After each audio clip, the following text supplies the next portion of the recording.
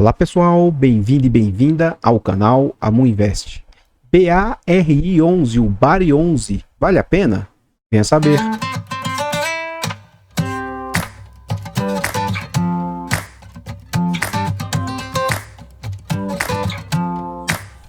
Artlist.io.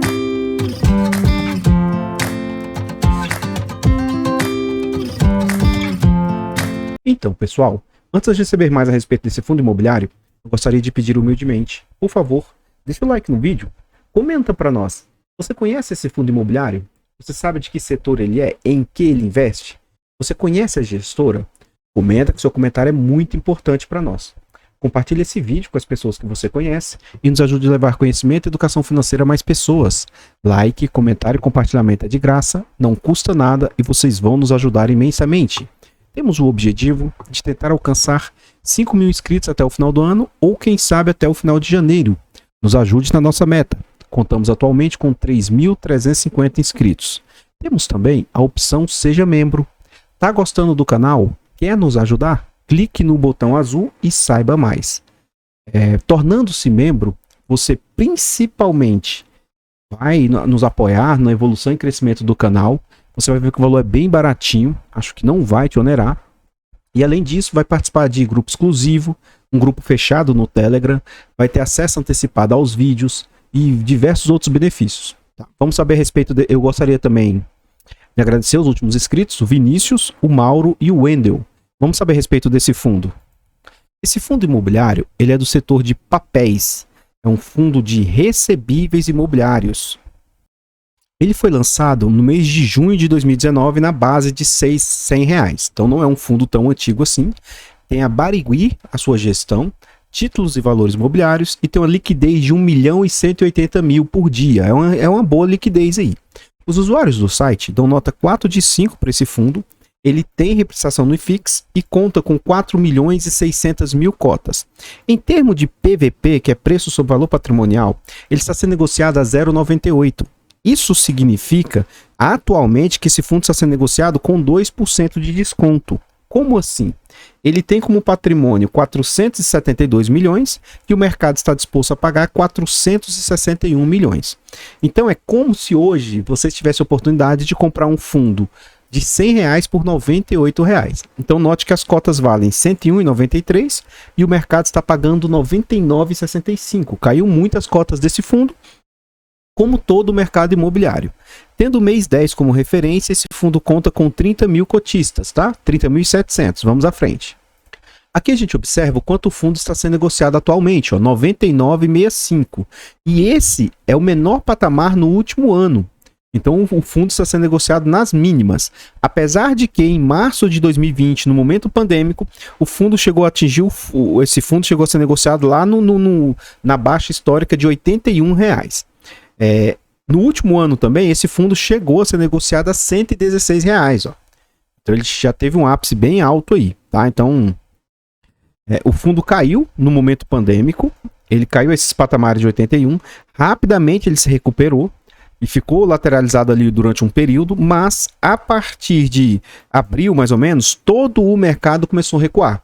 Então esse fundo teve uma queda, lateralizou-se depois um novo período, e agora ele vem nesse patamar aqui, ó, com a queda como todo o mercado. O que eu tenho dito atualmente nos vídeos é o seguinte, o mercado atingiu shoppings e hotéis muito fortemente. Além disso, atingiu lajes corporativas também. E FOFs foram muito atingidos recentemente. E por fim agora, o setor de papéis, que até então estava meio que blindado, começou a sofrer também e está começando a ter queda no setor de papéis. Seja por questões de subscrição, seja por questão do mercado mesmo estar batendo, tá? Vamos à frente. O que a gente observa aqui? Esse é um fundo que já tem pouco mais de... está indo para o seu segundo ano, né?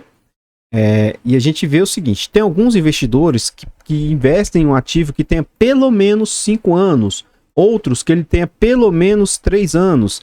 Então, esse fundo, assim, tendo em vista que foram lançados muitos fundos de papel no mercado, ele é um fundo com um pouquinho mais de histórico. O que a gente observa? O fundo teve uma boa recuperada recentemente, Ele chegou a entregar patamares aqui, ó, próximos de R$ 1. E agora, ó, o último, ele vai pagar em dezembro, ele anunciou R$ 1,20. Então já teve uma melhora. Ele estava entregando R$ 1,15, R$ 1,10. Então, assim, ele já teve uma melhora nesse último anúncio aí. É um fundo que chegou a entregar resultados bem extraordinários, tanto em dezembro quanto em janeiro. Ó. Fevereiro ainda entregava bem. Momento o qual estava o IGPM em disparada. Então, como o IGPM teve um bom recuo e esse fundo ele é bem indexado a IGPM, provavelmente isso pode ser um dos fatores que impactaram no resultado do fundo. Esse fundo já passou por 3 subscrições e a última ocorreu em fevereiro do corrente ano. Vamos à frente. Aqui a gente já vê as entregas que o fundo vem fazendo recentemente. Então, o que a gente observa? Ó, dezembro do ano passado, e pagamento em janeiro, o fundo anunciou R$ 1,80, depois R$ 2,05, e de lá para cá o fundo vem com entregas menores aí, ó, R$ 1,60, chegou a cair para R$ 1,10, R$ 1,00, começou a melhorar as entregas, ó, e agora vem no crescente, isso é um ponto até positivo, ó, R$ 1,07, R$ 1,10, R$ 1,15 e agora R$ 1,20, tá? E o que a gente observa? Esse fenômeno eu tenho tentado mostrar para as pessoas recentemente, ó. Quando o fundo entregou R$ 1,60, que foi um altíssimo resultado, isso representou 1,4%. Por que representou 1,4%? Nessa época, o fundo estava sendo negociado a R$ 114. Atualmente, o fundo anunciou R$ 1,20. Note que 1,20 é 40 centavos a menor ou uma taxa de 0,4 a menor. Só que, ao invés disso que representar 0,4 a menos, essa taxa está representando 0,2 a menos. Por quê? Porque as cotas caíram bastante. Então, hoje, R$ 120 numa cota de 100 equivale ali próximo a 1,2%, a 1,18%. Ao passo que 1,60 numa cota de 114, 115 chegou a ser rodar, ó, representa 1,4%. Então, assim, como as cotas caíram muito e o fundo vem apresentando, de uma certa forma, uma melhora nos rendimentos aqui, pode ser que o fundo comece a destoar novamente e entregar altíssimos resultados. Essa última entrega, na data que estou gravando o vídeo, você nota que já tem uma diferença, né, de 1,18, já subiu mais um pouquinho para 1,20, porque a cota caiu mais um pouco. Ele já está abaixo dos R$ 100, aqui ele tinha fechado a 101, né, no último dia de novembro, a data base. Mas esse 1,20 representa 1,2% e o fundo vem com acumulado nos últimos 12 meses de 15,49%. Um yield bem interessante aí de acúmulo. Vamos à frente. Aqui a gente já está dentro do relatório gerencial. Então vamos ver por alto aqui as informações que o fundo nos traz. O BAR é um fundo de investimento que tem como estratégia principal a aquisição de CRIs, certificados de recebíveis, pulverizados. O que é um CRI pulverizado, Amu? Vamos imaginar que a Caixa, o Bradesco, alguma instituição financeira fez ali diversos financiamentos ali na cidade. Só que essa instituição financeira, por exemplo, tá? Isso é só a título de exemplo, ela quer pegar esses recursos e antecipar esses recursos. Então, assim, o que esse fundo fez? Ele, provavelmente, esses CRIs, né? CRIs pulverizados. O CRI compra essa dívida. Quando os mutuários lá, as pessoas que têm os aluguéis, pagam, eles pagam para o CRI. O CRI antecipa o dinheiro da dívida para quem era o dono da dívida. Vamos supor que seja uma instituição financeira. Então, se uma instituição X lá tinha 100 milhões de dívida, mas ele queria antecipar essa dívida, vamos supor que o fundo compra essa dívida por 70 milhões. Então, o fundo vai ter esse lucro de 100 milhões. Só que aí tem uma infinidade de usuários lá. Quando é crédito pulverizado é porque é tipo crédito pessoa física, sabe? São diversos devedores ali de um crédito imobiliário. Aí ele continua. A essência desses ativos são créditos com garantia real de imóveis, ou seja, como você financia lá e você dá a casa, alienação, né? Alienação judicial de bens. Então, você aliena o bem dando ele como dação em pagamento, né? Dando como garantia. São imóveis com baixo ticket médio, presentes em vários empreendimentos espalhados pelo país. Conforme detalhado na página 5, a gente vai ver isso com mais detalhe. Aí, assim, ó. O fundo possuía 18 CRIs, sendo desses 18, 9 de crédito pulverizado. Então, ele tem 9 pulverizado e 9 créditos corporativos, provavelmente, tá? Aí, ó, dos pulverizados, 1.146 créditos imobiliários, com um ticket médio ó, de 232 mil. Então, note que é para compra de imóveis mesmo, mas, entre aspas, de baixo padrão, né? Não é de alto padrão, alta classe, alto padrão. Destaques de outubro. A distribuição do fundo distribuiu 1,15, né? Acumulando a distribuição de 15,52 nos últimos 12 meses e 12,44 no ano de 2021. Esses detalhes a gente vê com mais exatidão dentro do relatório aqui. Vamos à frente. Aquisições. O fundo adquiriu o CRI Minas pelo valor de 8,5 milhões e o CRI tem uma taxa de IPCA mais 7. Um ponto que a gente vai ver depois mais à frente é o LTV desse fundo. Os LTVs não são tão aceitáveis, porque o ideal é que um LTV ele tenha menor, né, ele seja menor que 50%. Por que, Amu? Que é bom que um LTV seja menor que 50%. O LTV vem do inglês loan to value. É o total de garantias que o fundo vai ter frente às dívidas. Então, com esse LTV de 70%, por exemplo, significa que para cada R$70 em dívida, o fundo tem R$100 de garantias. Então, o que se indica é que tenha abaixo de 50 para baixo. Então, em tese, teoricamente, esse LTV não é tão bom. Aí ele continua. Apesar de o fundo estar com mais de 95% do seu patrimônio alocado, ainda há expectativa para o próximo mês de aquisição de CRIs corporativos no mercado primário que detenham boas garantias. E aqui vai um ponto de atenção. O que a gente observa?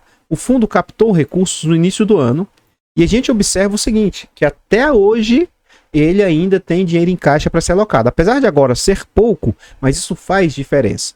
Outro ponto negativo que eu vou falar mais à frente é o total que ele tem aplicado em renda fixa. Na minha opinião, isso aí onera bastante os cotistas. Mas a gente vai ver isso com mais detalhes no painel à frente. Tá? Essa parte de créditos pulverizados em atraso, a gente vai ter um slide só disso aí. Eu prefiro falar lá com mais detalhes a respeito disso aí. Vamos à frente aí. Aqui a gente vê um dos pontos. O que acontece? Sou cotista desse fundo, mas assim que possível eu vou me desposicionar desse ativo. Não tenho pressa, não estou preocupado, não vou fazer loucura e me desfazer do ativo, sabe, na pressa, com prejuízo. O objetivo não é esse. Apesar de que o que eu já recebi de rendimentos desse ativo supera as quedas que esse ativo teve, assim, do valor que eu comprei. Mas eu não estou me desposicionando porque o ativo caiu, mas sim em razão das taxas. Como assim, Amu? Olha o que esse fundo cobra de taxa. Ele cobra uma taxa de 1,30 sobre o PL. E aqui a gente já vê que está acima do normal. O normal é mais ou menos 1% de taxa, sendo que alguns fundos cobram 1,20. Então, poxa, já está um pouquinho acima, 1,30.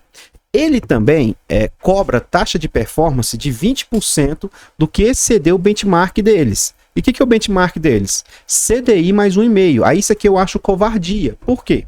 O fundo está totalmente exposto a IPCA e exposto a IGPM. Aí vem o fundo e coloca um benchmark baixo de CDI mais 1,5. Poxa, porque IPCA atualmente ele está acima da inflação.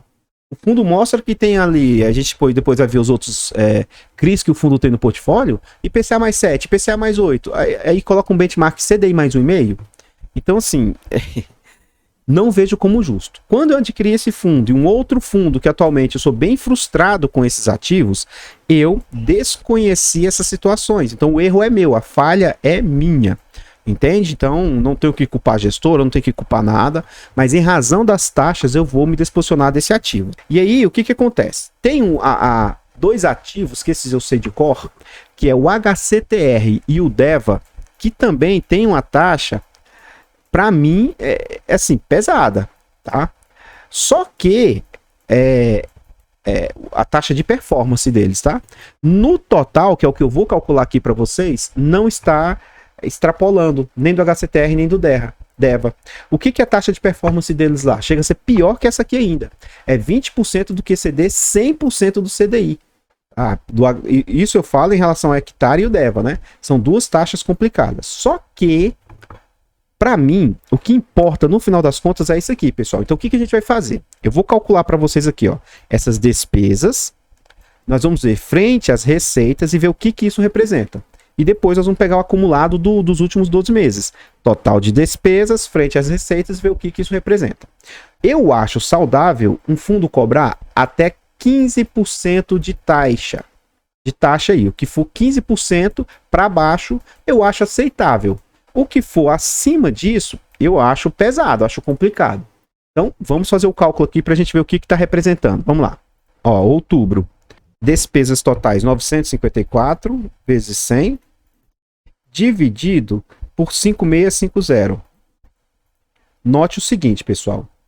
Em outubro, as taxas cobradas estão chegando próximo a 17%. Assim, já está acima dos 15% que eu reputo ser o limite aceitável. Beleza, Amu, mas então, o que é o problema aqui? Está só um pouquinho acima dos 15%. Então, vamos calcular o acumulado do ano aí. Vamos lá. Acumulado do ano. A gente vai pegar aqui, ó, 17.092 vezes 100 dividido por 73808.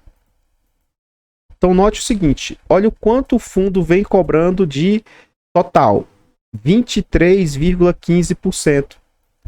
E aí eu te falo, enquanto a gente vê a Hectare e o Deva, eu não vou saber de cabeça, tá? Mas a Hectare é menos de 10%, o acumulado. E o Deva, acredito que seja 12, 13, mas é menos de 15. Aí eu te pergunto, e eles entregam muito mais resultado que o Bari. Pelo que eu vejo, o Bari está aumentando a sua inadimplência e lá aparentemente lá não está, nesses outros ativos. São ativos maiores, mais líquidos, que entregam mais resultado, com muito mais diversificação.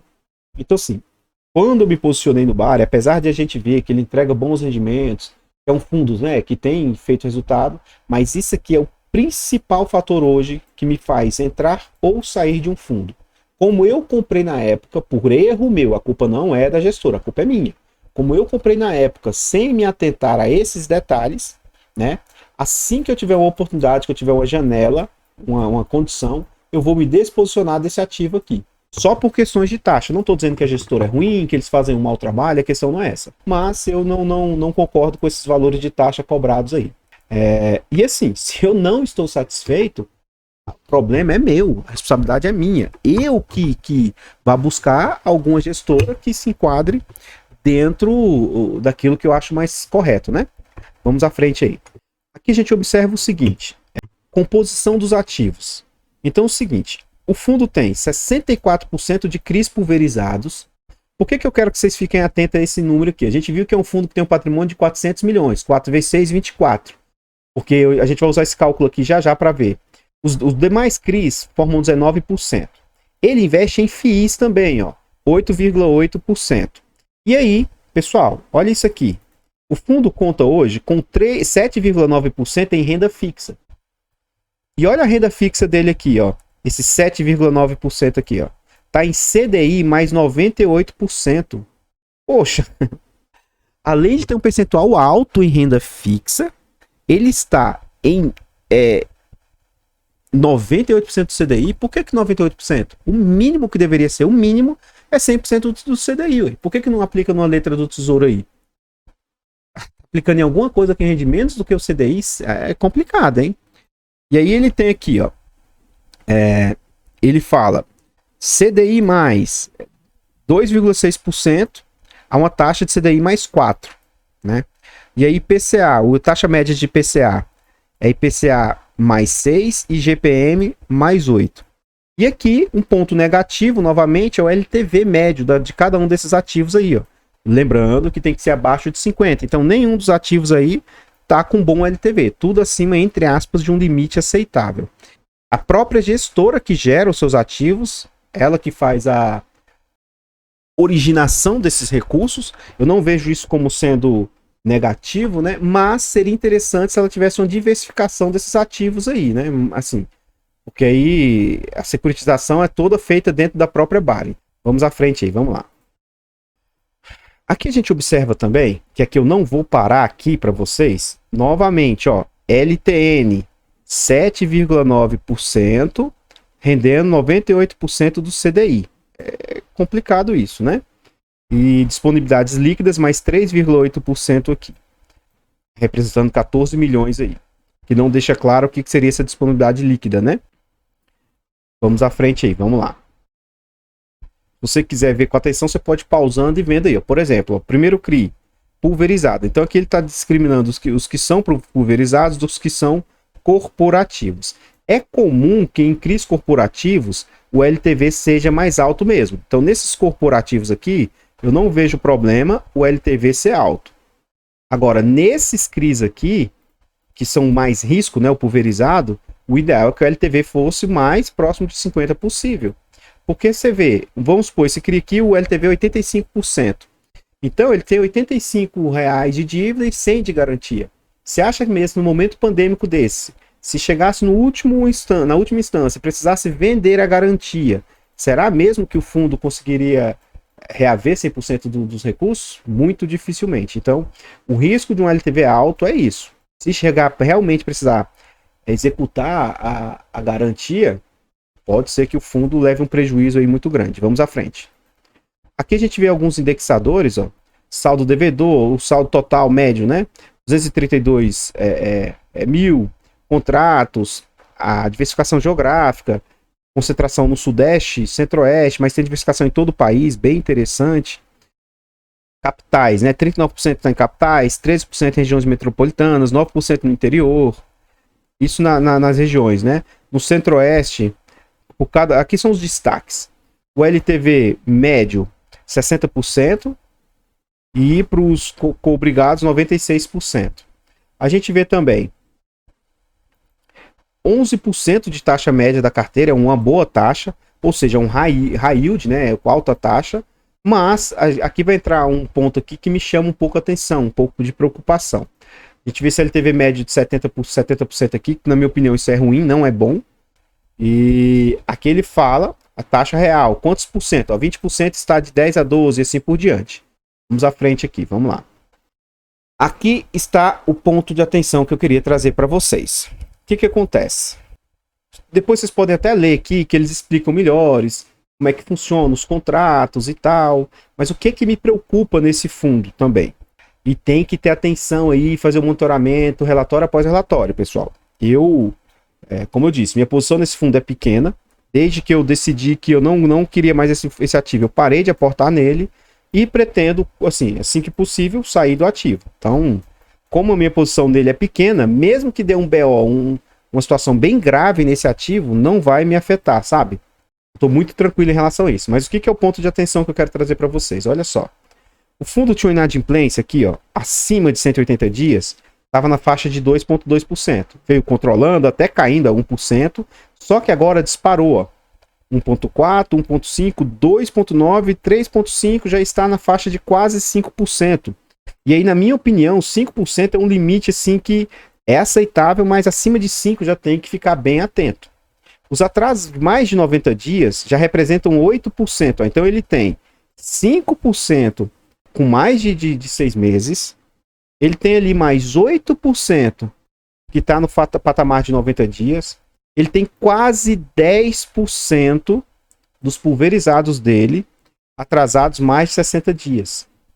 Então, assim, é um ponto de atenção que a gente vê. A principal situação é essa que eu estou falando. Ó. A gente vê uma evolução de cada um desses índices está aumentando. Então, a gente vê o volume total também, ó, do volume da carteira. Chegou a ser 141... Esses 141 milhões hoje é 266 milhões, que acredito que sejam os CRIs pulverizados. Então isso aqui para mim é um ponto de bastante atenção. Vamos à frente. Então, pessoal, o que eu tinha para trazer a respeito do Bari 11 são somente essas informações. Gostaria de pedir e reforçar novamente, por favor, deixa o like no vídeo.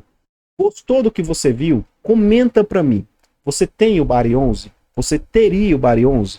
Você gostou dos números apresentados?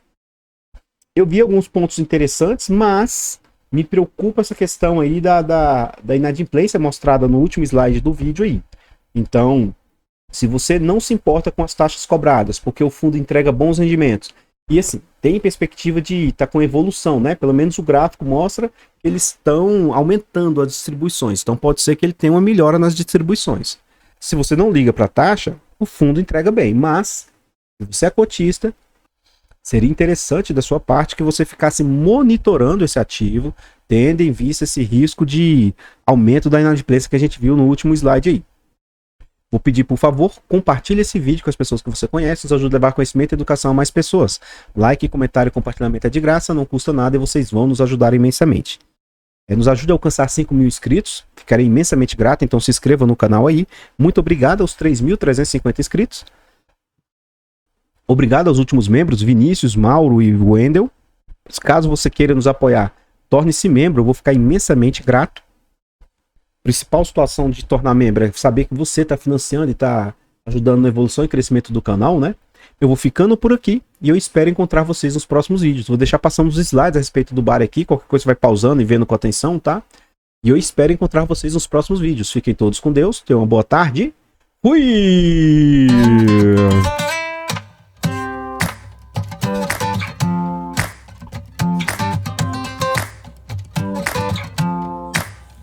Artlist.io.